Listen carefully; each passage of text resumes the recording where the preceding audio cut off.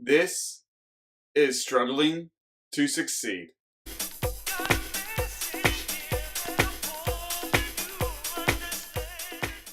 In this week's episode, we will be discussing one of my favorite questions. What does this make possible now? Before I started my personal development journey or my struggling to succeed journey, I would have to say that I was very reactive. In fact, I can't really remember what I did when events or situations happened to me that were negative or difficult, except for maybe complaining and dumping on people around me, which probably isn't the most wise or healthy thing to do when trying to solve day-to-day problems and events that arise out of your struggles.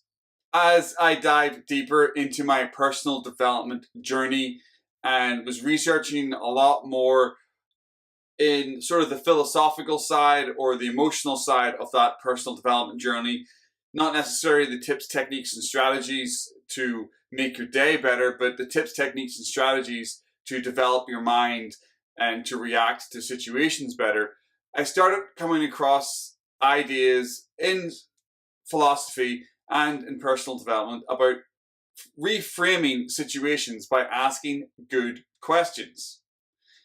And one of the best questions that I've been using now for the last number of years is, what does this make possible? I first heard this mentioned on a podcast 2, 3, 4 years ago maybe now by Michael Hyatt. He's a fairly famous author and entrepreneur. He used a great example in his podcast about how his wife and him have used this question in situations that have arisen in their own lives. The quick story that he set out was around traveling on train somewhere, and halfway across the journey, the train broke down in the middle of nowhere.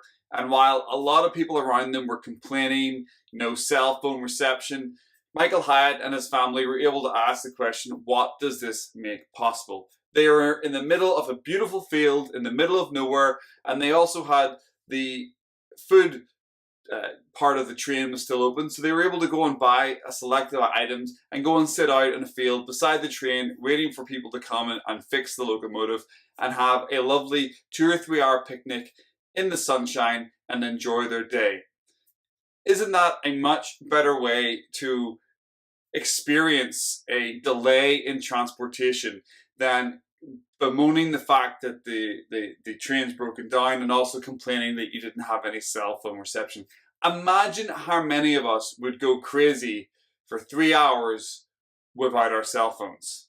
I have used this question quite a lot in my own life, all the way from very small incidences during my day, like I'm stuck in traffic and I'm getting annoyed because I'm going to be late getting home for something, and then I ask myself, well, what does that make possible? Well, I get to finish this podcast I'm listening to or this audiobook that I'm listening to, so I sit back in my car and relax. I've also used it to reframe things from flying to different parts of the world, and you're about to get on a plane for 8 to 10 hours.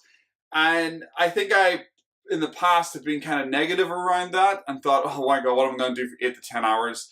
There's only probably going to be one decent movie to watch, and I'm going to be bored out of my mind. But I reframe that now. What does that actually make possible? What can I do in that 8 hours? And now I will actually bring a couple of books, I will bring a journal, and I use it as a little bit of a me time, a little bit of catching up on myself time. And that wouldn't have happened without me actually strategically asking myself, what does this make possible? This question definitely has helped over the last number of years when difficult situations have happened to me at work or in projects outside of work, where when things go wrong or they're not going as well as they should be, I have now got into the habit of just asking myself this question, either just in my head, going for a walk on my own, or maybe doing a thought exercise with a piece of paper. And it is amazing how asking such a simple question can reframe pretty much any scenario that you're in. And then I think back to my previous way of operating when things would go wrong. I'd complain, I'd get emotional, I would dump on people, and nothing would really get sorted. But now it's almost meditative in a sense that when things go wrong, I don't reach for my phone to call my wife and complain, or to talk to another person at work and complain, or just to talk to a friend and complain. Where I reach to now is asking myself this type of question. And 9 times out of 10, the thing that annoyed me or the thing that I'm pissed off about, no one gets to hear about that anymore, because I deal with it. I ask a question, what does this make possible? I find a quick answer, and I move on. Over the last couple of years, I have actually started to begin to collect a number of questions that I will use regularly. I've already done a video on one that was knowing what I now know, would I? And I'll put a link to that video to this one. But going forward, I will be discussing some of the other questions that I use regularly, and I might even put them all together on a PDF at some point for people to download. If that's something that you'd be interested in seeing, a list of 8 to 10 questions that you'd like to have a look at, let me know and I'll put together a PDF and maybe make it downloadable somewhere. But going forward, I'll probably do a few more videos with the key questions that I keep leaning on in my struggling to succeed journey. That's it from me this week. I hope you enjoyed the video. If you did, please go ahead and hit that like button. Also, don't forget to subscribe so you can follow along and get lots more content on my struggling to succeed journey. My mission here is to deliver bite-sized videos each week that are filled with tips, techniques, and strategies that can hopefully help you start your journey of success. Thanks very much for watching. Hope to see you next time. And as always, make it a good one.